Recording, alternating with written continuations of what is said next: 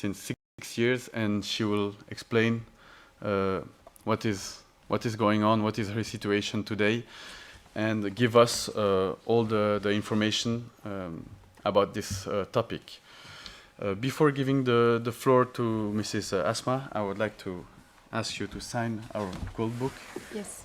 As it is the tradition here. And to receive a present, which is our magazine, Reporting Geneva, and book, Cartooning for Peace. Thank you very much.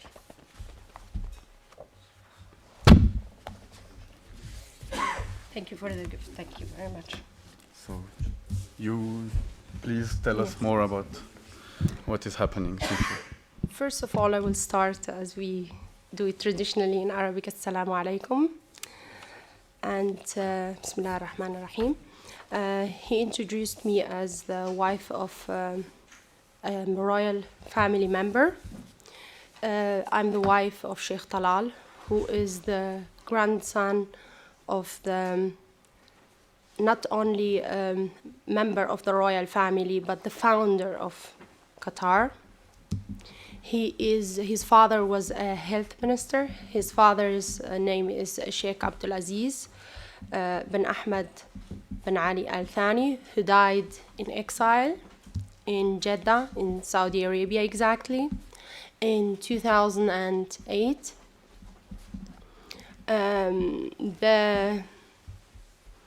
The suffering started. There is a prehistory of the suffering, and there is after the death of his father, when he died, there was no immunity anymore to his children, and till we reached the peak. So I will start first of all the suffering of the father. He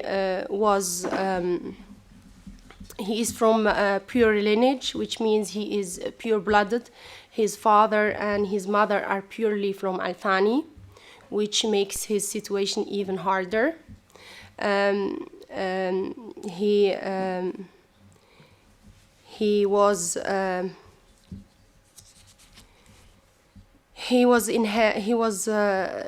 His inheritance was withheld.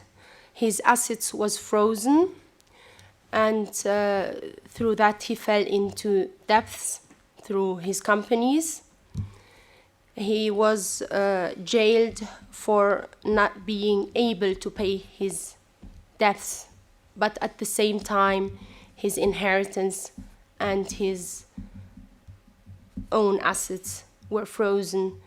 His own assets are represented in plots of land, are presented in different ways that are traditionally seen in the tribal leading countries like Qatar. He was trapped into a conspiracy of signing checks. It was a setup to make him go into business. They managed to unfortunately make him sign the checks, and through that it was an easy target to put him in jail, because every signed check equals 3 years of your entire life in Qatar. The suffering started. He entered the jail. His kids were directly attacked, mentally, physically. We were forced to leave our home. We were forced to live without anything. We were put in housings that were made for FIFA workers, I guess, because they were built on top of sewage water. My kids started having very much hard time. They started having all kind of illnesses, all kind of sicknesses. They were withheld medical care after that. You were only relying on emergency treatments to be able to get this cortisone treatments, because the area was full of insects. I have the report through the hospital of that. My kids couldn't go to schools because there was no transportation. His cars were all removed. We were held in a house without air conditioning. The heat reaches up to 50 degrees in Qatar. We were not able to breathe in that area, and it was extremely a dangerous situation for my kids. I have documented all of that in pictures, in small audio and videos that I have. I have been calling upon the government to move me out from the house. They said they don't see a reason to do that, and we don't have the money to be able to pay another housing for us. After my son almost died in a last attack, I moved into a hotel, and then they started looking at our situation again. They looked up and said, okay, we can offer you some sort of housing. It was not done. It was refused again. And then when it was done, there was no financial support as well. We couldn't pay the kids' schools because most of the schools are private in Qatar. So we have no financial aid. We couldn't pay the schools. We had many days where the kids couldn't go to school. I have, as you see, 4 kids. I will introduce them that they are for real members of the royal family. Here are their Qatari passports. There it is. They are special passports. It is my daughter Al-Anud. I have Al-Johara, and I have Abdullah and Ahmed. So my kids suffered extremely and were neglected on purpose just because they were the children of Sheikh Talal. We were not treated as normals. We were treated as filth. We were treated with pure hatred. We were treated with no care. There was no child rights anymore.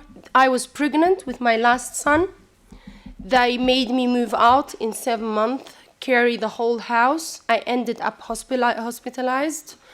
I was full in blood. I don't want to describe the situation I was in with 3 children. Thanks God I had a mother that supported me that time in there. And I was left alone. The father is in jail. The kids were alone. They were in the age between 5 and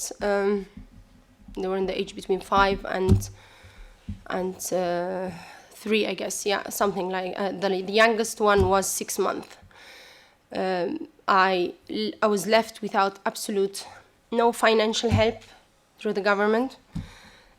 They forced me to go and literally take help from whoever wanted to help, because they said that those kids have absolute no rights, and that they were up to today they are not receiving any of their rights. Sheikh Talal was not considered anymore as a member of the royal family. He was they tried to make him sign a paper that he's insane. I advised him not to. Thanks God in that time they could not manage to do that, because I saw it as a no solution, because it did happen to other members of the family before. When they signed that paper, that was not a release or a relief for them. It was the opposite. It got worse. So it was the suggestion that he should sign the paper that he's insane. So with that, he's withheld from any future thinking about being part of the government. There is some sort of, I call it absolutismus, because he's trying to remove all kind of power from Al Thanis, and it's gonna be only him he is the only decision maker when it comes to the Al-Thanis. There is nobody who takes a decision except one person. There is no court. The court gave him, they freed him because he was capable of paying his debt. Sheikh Talal was capable of paying his debt but was refused because his money was withheld. After doing so, they tried to torture him mentally, because mentally representing in his kids. If you are in jail, you can just imagine yourself, you're in jail, you might feel good if your family is good, but you're not gonna feel good if your 6-month-old child doesn't have milk. You're not gonna feel good if your 5-year-old girl wants to go to school, she doesn't have a car. You will not feel good if your wife cannot come to visit you because she's in operation. So all of that was systematically built up to put more pressure, and then on top of that, he got diabetes. His eye up to today is, if he doesn't go into operation, will be blinded through that. He had very much of health complications through that. When it comes to mentally or physically, it's all connected together. His Al-Thani members, the other ones, part of the Al-Thanis who were with him in the jail, were as well left to go after Mr. Jean-Pierre, the French prisoner who was with him and witnessed the whole suffering. He was with him there, and he wrote even a book about him.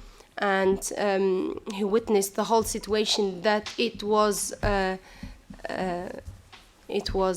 systematically done to break him down and make him even suffer more.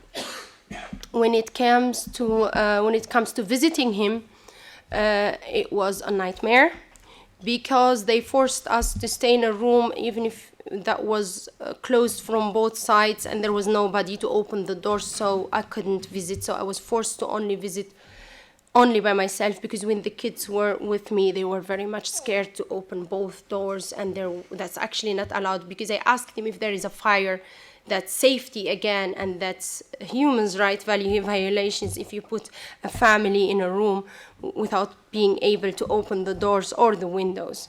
So I put my kids in safety. I refused to take them there again, because I thought it was too much suffering. My children, the youngest one, doesn't know his father. It is very much hard time for a mother to hear every morning, do I actually have a father? Or is that my father in the street? So for a 6-year-old who's never saw his father, I literally have orphans. I literally am bringing up orphans who cannot express their feelings only through saying, it's okay if I have a grandmother and a mother, that's enough. Because they have no feelings to the father, so they don't mind even not having him at all. So this is how far we went. We have no family rights, we have no child rights, we have no mother's right, because when a father is jailed in Qatar, usually they don't make you leave the house, but they made us leave our house. They said we have absolute no rights. My kids have absolute no rights. I wrote a letter to Moses' office, and she gave me,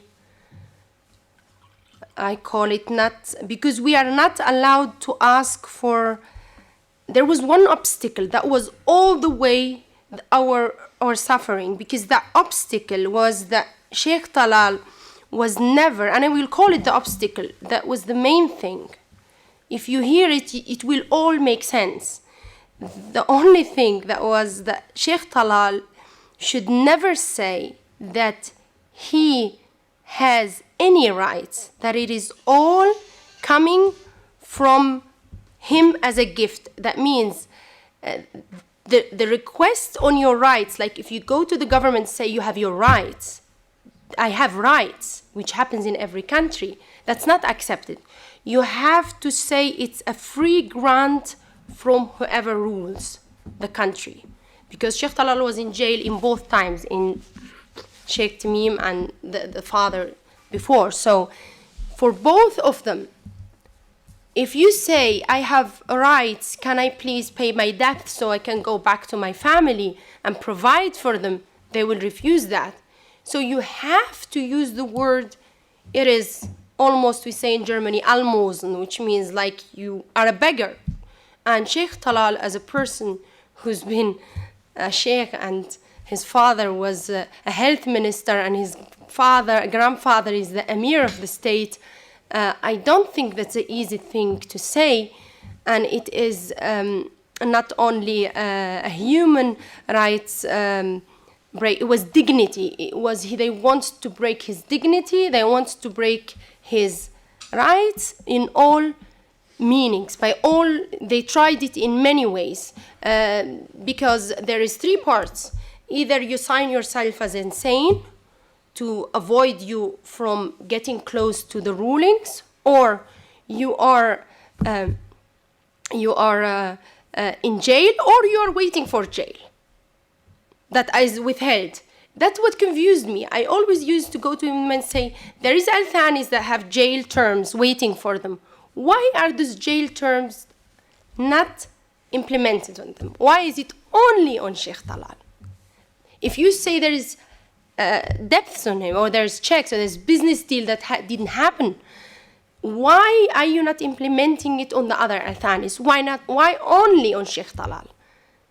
And you don't get, there was no answers. There was only answers, this finger, from all people who have something to say. They only showed up and said, which means the highest person in this country takes the decision. It's not us, because if it was up to us, we will free him. Everyone in Qatar, you go, has responsibilities, knows Qatar, knows the government. They will tell you, we are not holding Sheikh Talal. It's not us. When it comes to the right that he can pay, we know he can pay. We know he has his assets. We know he has his money. His not only money, but I keep saying it's indifferent. Not only financially, but as well he has the right to rule, because his rights are separated into sections. He is a human being, but at the same time he suffers because he's a member of the royal family. So that suffering did not stop them from keep on going, doing that. I tried it in many different ways. I wrote letters to them. I tried it with the whole family. I went to the highest people, the oldest people in the tribe, to beg him to free him, or to even withhold him in a house like usually they do with Al-Thani, in house arrest, we call it. I tried all of that. Nothing ever worked. It was always what they said. And after 6 years, I got a sentence of 25 years. That was the last sentence. That was his verdict, that he should stay. His age is 49. You add 25, it's a death sentence. So if my kids are 10 and I add another 25, that makes 35 years, so they won't be able ever to see their father again, which is a sad decision from the Qatari government. And I really try to speak to them to look at me as a mother, as a woman that needs not a husband, but that needs a father for their kids, regardless what is his political, or his political views were part of that as well. They were extremely strong when it comes to Sheikh Talal. Sheikh Talal is a lover of his neighbors. Sheikh Talal is loved by his people, by everyone, except people who don't belong in Qatar. But by his own people, by his family, by the Qataris, He is very much respected. He's very much liked. He is a person that is very stubborn when it comes to his rights, which I support very much. I'm not a person that says, well, if pressure is done on you, then you gave up. I believe that a person has the right to fight for all his rights that he could take, not by force, but it was only done through speech. All he had, his tongue, Sheikh Talal. He didn't use a weapon to take his rights. He only used it through expression.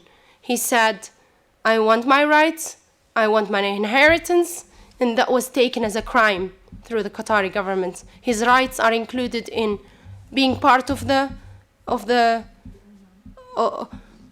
ruling, because he inherited it as much as the other ones are inherited. Everybody should be included in taking a decision, not only one. And Sheikh Talal was taken as a prisoner just because he said, I want my rights. Saying I want my rights in Qatar is a crime. Whether it's seen differently and nicely outside, whether it's represented that we are educating 10 million students, I will say start with Qatar. Because you have fourth grader that came to our school. My kids are at the German International School, have been visiting it because I did everything to keep them to have their education, because I do believe that education is the main thing. The main thing to be able to speak out is education, because you have no education, you cannot speak out. They were trying to force me to leave that school. I refused to leave it, and I'm still refusing to leave the school. I tried to make them understand that making my kids leave the school is not gonna make them not fight for their rights, because as long as I'm still alive, I will teach them, my kids, one thing: not to fall in traps as their dad did, that they have the right to speak out when something goes wrong, that they can, and that they will be supported, which I hope they are gonna be heard through this committee. I do believe in human rights, very much, and I do believe in child rights, in family rights. I do believe that kids have the right to be with their dads, even though 6 years are lost, because nobody can give them back these 6 years. Who can give them 6 years of them? Who can give the memories to a child when he was 3 years, he couldn't play with his dad? Who can give you the memories back that you can't go with your to school the first day? Who's gonna give you all of this? Everybody entered the school without their dads. The first day on school, the dad was not there. The dad was there except my children. And that was very hard. We managed to do it, but we didn't have to do it. If there was a human's right then in Qatar, then this shouldn't be happening. I go back to my point, fourth grader that couldn't write. They were coming from public schools in Qatar. Why? Because their parents cannot pay the school fees. Qatar schools they have to be paid. You need money for them. If you have 4 kids, how much money you can pay every month? They are not financed by the government. They finance a share of that. But the 70% of that, you have to pay for it. So if you are planning to educate 10 million, why don't you give to all Qataris education free? We start there. That's a good start. And then when you step from there, you go to healthcare. My kids needed healthcare. They were forced to go to emergencies because they couldn't take private healthcare because they don't have private insurance. Only people who are immigrating into Qatar have the right to use the private medical care, because we were Qataris, we were not allowed. The kids were Qataris, so they were not allowed to use the private medical care. Yeah? So I had to, all of that it was still not enough. I mean, I'm speaking about a period of almost 6 years. I'm not speaking about a period of a week of suffering or of a year, because I do believe in patience. I do believe that people can be very patient and they can give their best, not to say one day that I did a mistake somewhere, that I tried all my best. I made all kinds of approaches to them, because end of the day, this is a government. But rights implemented on some parts of the family and the other part doesn't have that rights. That was the most, that confronted me, the most challenging thing in my entire life that confronted me, because you had to go through a very hard time to convince them that this child is the future of this country, and you already have so little population. You are not overpopulated to have problems to educate 4 of the royal families.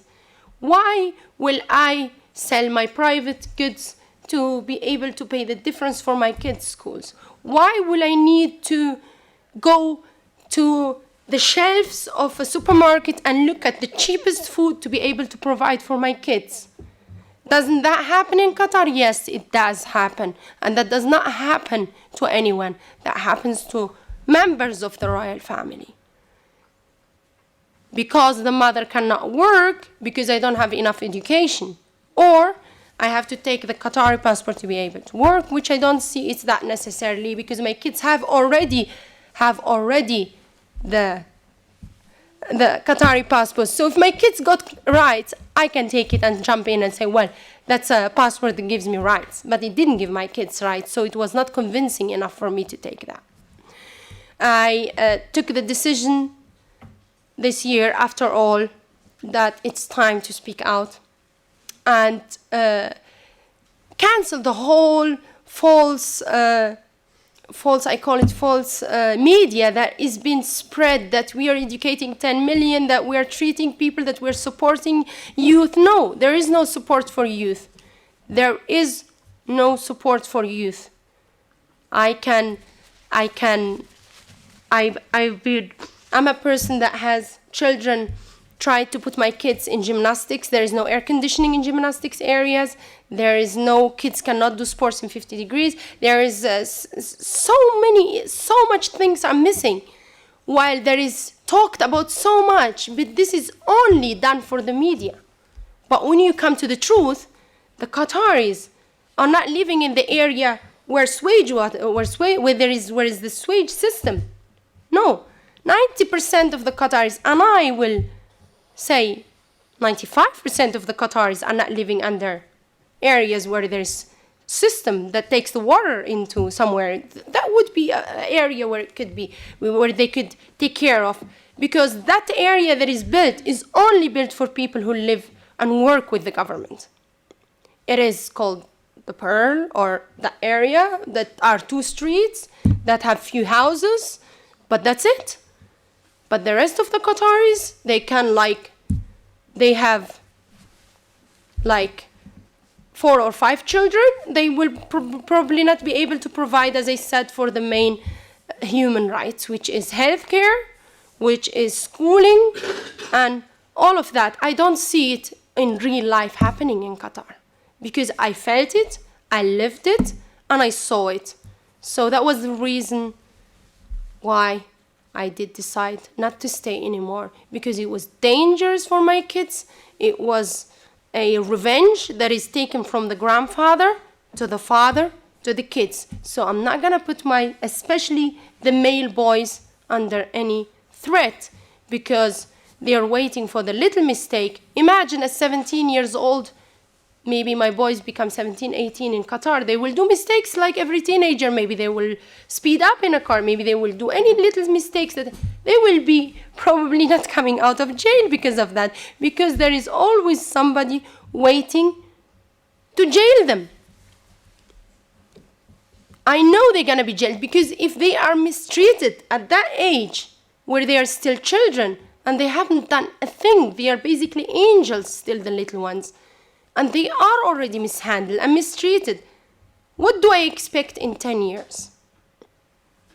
If that was the little revenge, which means they keep you breathe, but almost there where they wanted. But they reached what they wanted to do to the father, which made him suffer. I have to say, they did manage to do that. They did manage to make him suffer. They did manage to make me suffer. They did manage to make the kids suffer. Anu, do you want to say something? Yeah? Yeah, just say. Thank you very much for your testimony. I don't know if someone else wants to speak out. And we will open for questions after. Thank you very much. What about the children? What about the people? After. Without Saudi Arabia, without Imarat. Je suis arabe. أنا بتكلم معاكي خلينا نتكلم بالعربي، أنت تكلمتي كلام عم تحكي عن عائلتك. شو بشأن ال 15 وال 20 وال 30 ألف ومئات الآلاف ببقية الدول بالبحرين، بالإمارات، بالسعودية؟ إذا ما نحكي المنطق والعدل نحكي بطريقة متوازية. نحكي بطريقة متوازية، هذا ما في توازن بالكلام، هذا مش مزبوط. وبعدين حاجة الأخرى، أنا جاي نسمعها الله يخليك. حضرتك أنت كيف جيتي لهون؟ جيتي يعني باسبور شو؟ باسبور سعودي. أنا بلادي ألمانيا. أنا مواليد. يعني عندك جنسية ألمانية. أنا بلادي من هنا نص ساعة، يعني بالنسبة لي أنا it's a small trip. Sorry. أو أنا نسبتي. تكلمت عن بقية الأطفال اللي في السعودية محرومين من التعليم ومحرومين من كل شيء. عم نحكي إنه درجة الحرارة في لا نحن عرب. أنا لا ما أولاد العائلة الحاكمة من غير مكيفات. أولاد العائلة الحاكمة أسألك، أولاد العائلة الحاكمة من غير مكيفات أو لا رد علي. أولاد العائلة الحاكمة من غير أولاد العائلة الحاكمة. أنا انظلمت في السعودية. نحن انظلمنا. جيت من 4 أيام. من أي بلاد جاي أنت؟ أنا عربي. من أي بلاد أنت؟ انزعبت سجلت في السعودية وانزعبت. من أي بلاد؟ لبناني.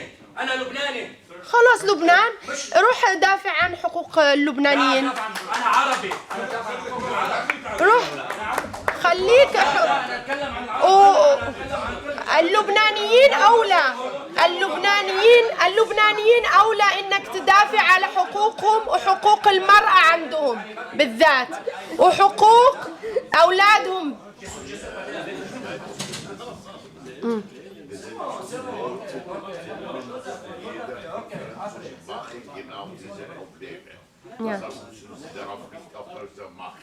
يعني لأن ich weiß nein أنا قلت له يروح يدافع على حقوق بلاده.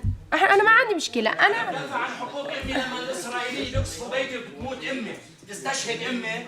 ما حدا يتكلم من العرب، ما حدا يتكلم. كيف شو دخلهم؟ نحن نتكلم هون جنرال. لا نحكي بلد لا احنا كنا لا انا تكلمت. احنا كنا نطلع مظاهرات في المانيا وكنا نطلع. بس فقط وعم تحكي عن الظلم. في عن كل الظلم في السعودية والإمارات.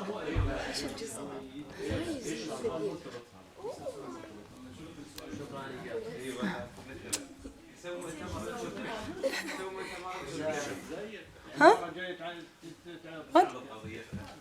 I expected. من وين جاية؟ كيف من وين جاية؟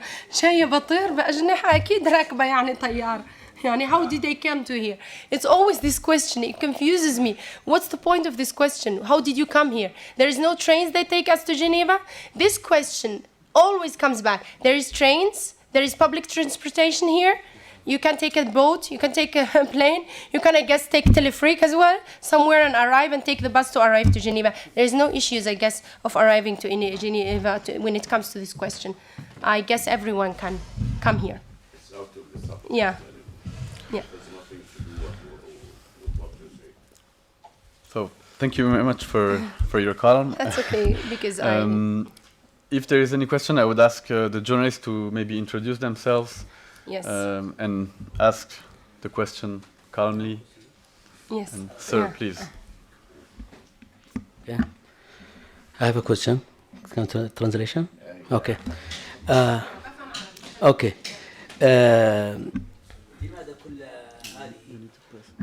لماذا كل هذه الانتهاكات التي حصلت للشيخ طلال الذهاني، وهل هم خايفين منه؟ هل الشيخ حمد بن خليفة يكرهه؟ هو عداء للوالد الشيخ عبد العزيز بن أحمد الله يرحمه. انتقل للابن وانتقل للأحفاد. عداء فقط، ما أشوف له أي سبب لسجن وكره. Maybe translation, please. I think he was asking about why all this animosity with Sheikh Talal, and the answer to that, it's a traditional animosity. There is no reason which could justify such a bad treatment of Sheikh Talal precisely. العداء المنسوب للوالد الشيخ عبد العزيز أبو الشيخ طلال. Press on the microphone, please. Press on the. Against the father Abdul Aziz, who's the father of Sheikh Talal. So it started with the father and went down to Talal and to the children, which will be having that like a heritage, you see. It's a legacy of the past government, you see, or the Sheikh Tamim, Sheikh Tamim and the others who are with him. Yeah.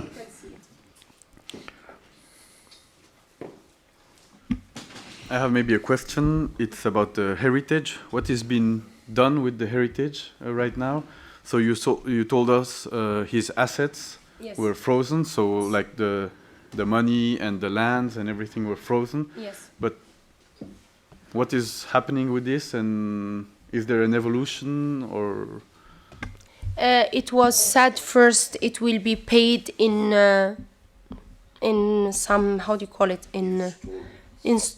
like installments, in Christmas, in parts. They said the government doesn't have enough money to pay to all the children of Sheikh Talal the whole inheritance, and that was 6 years ago. That's fine. It never happened. And we were not talking anymore when Sheikh Talal was jailed after his inheritance, but what we were talking about his own assets, which are represented in plots of land.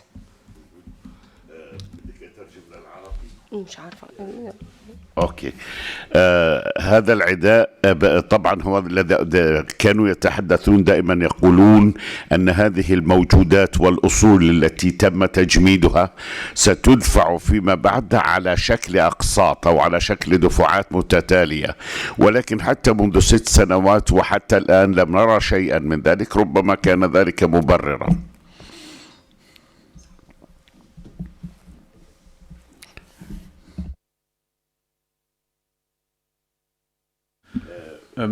If there's any further questions, maybe we can. I have a question. One more question? Okay, thank you. الشيخ هني الله يسلمك. بالنسبة للثاني مثل ما عارفين لهم مخصصات العيال، هل حرموا من مخصصاتهم ولا؟ أكيد، يعني هذا بلا شك، يعني أكيد، يعني إذا ما في أمل. بس Yeah, he's asking whether the children were deprived or stripped of their allocations, and she said surely. It's 100%.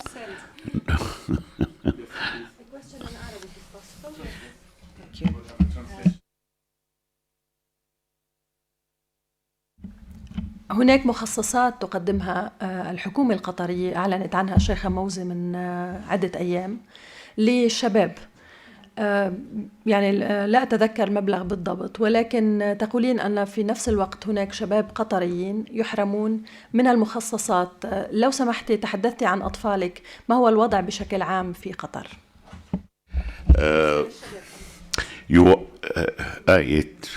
Shall I translate the question for you? I mean, there are allocations which are, let us say, allotted by Sheikh Moza, yes? Sheikh Moza in Qatar for the young people, for the youth. So you are telling us that many young people were deprived even of these allocations in Qatar. So what's the situation now exactly?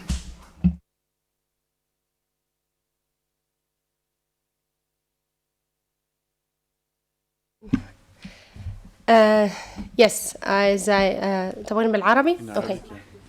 نعم أكيد. الدعم المالي لأولادنا اللي هم من العائلة الحاكمة حرموا منها، وفي قطريين محرومين منها. فقط الناس اللي مع الحكومة اللي هم يعني مرضي عليهم أسميها، يعني أنت مغضوب عليك، هو هذا الشعب 90% منه، وال10% عنده الامتيازات هذه، بغض النظر حتى عن إذا عندك تايتل أو ما يعني عندك اسم من الثاني أو ما عندك، يعني ما يخص هذا، يخص فقط الرضا والغضب. يعني أنا أقسمها في القسمين هذول، لأن هذا هو اللي انت شايفاه احسن مثال، انه هذول من عائلة الثاني لو هم كانوا مستثنيين كان دخلوا من ضمن رحمتهم، يعني استغفر الله، يعني بس هسميها رحمة، لأن هم بيختاروا الناس اللي يدعموهم أو ما يدعموهم.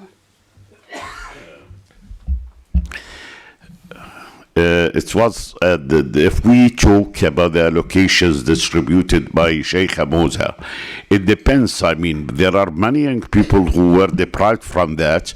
So there are one criteria, whether the government is satisfied with you or not satisfied. And on the basis of this criteria, all financial support could be offered or not offered. Did I forget anything? No? السلام عليكم. أنا بغيت أعرف بنفسي. أنا سعود بن جاسم بن خليفة الثاني، ومعاي ولد عمي الشيخ سعود بن مبارك بن خليفة الثاني. احنا جينا إلى جنيف لدعم قضية الغفران من قبل، وبعد مثل ما عرفنا جينا لدعم قضيتكم. يعني احنا عيال عمكم، واللي يجرى عليكم يجرى علينا، فاحنا جينا داعمين لكم، وان شاء الله كل هذه الحقوق انها ترجع، والله يفك اسر الشيخ طلال بن عبد العزيز بن احمد. ايضا انا سعود بن مبارك الثاني، وحبيت يعني اكد على كلام الشيخة يوم انها تقول عن معاناة عن عداء حمد بن خليفة للشيخ عبد العزيز بن أحمد الله يرحمه. هو كان في الحقيقة عداء، يعني كان معاديه، حتى كان فيه هناك مشاكل يعني، وحتى يوم زعل الشيخ عبد العزيز بن أحمد وظهر وراح لجدة، هذا كان سبب للمشاكل التي كانت بينهم.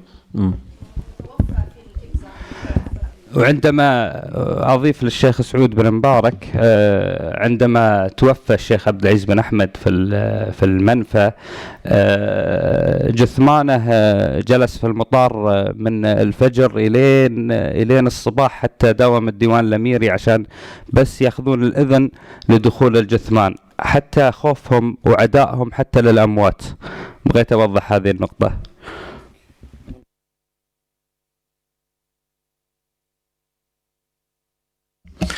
Okay, we were talking, they are both who just talked, they belong to the Al Thani family, and they have come here to support the cause of the Al Ghufran family, whom we have seen a few days ago, you see, came here and who were stripped of their nationality.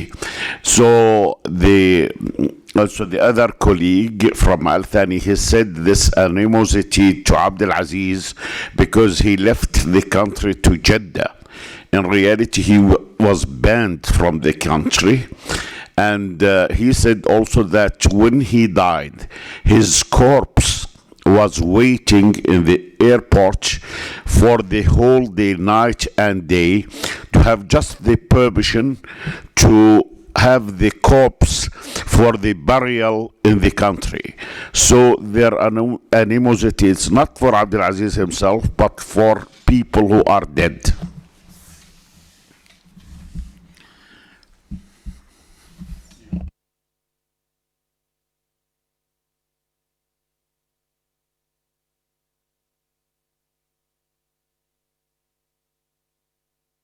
نو سؤالي، أنت أين أنت الآن؟ هل أنت في سويسرا ولا في ألمانيا؟ هل تعتبرين لاجئة ولا كيف يعني؟ I'm asking about her status, whether she's a refugee in another country, in Switzerland or in Germany or anywhere. We'd like to know about your status now. No, I'm not. My grandfather has arrived in 1949 in Germany. So we are third generation in Germany, so I'm considered originally German Arabs. But you are here now. Yes, I do live in Germany. هي تعيش في ألمانيا، ولكن جاء جدها، أعتقد أنت من الجيل الثالث. من أي أصل؟ من المغرب. الأصل من المغرب، ولكن جاء أجدادها عام 1949، فهي تنتمي إلى الجيل الثالث. She belongs to the third generation of Arabs. She comes from Morocco, perhaps, and her grandfather came in 1949 to Germany. So are they Germans, but from Arabic origin? Thank you very much. If there's no further questions, I think we can move to the next person. Thank you I would like to thank you for. I would like to your thank testimony. everyone for giving me the chance to speak about this suffering. Thank you again. Thank you.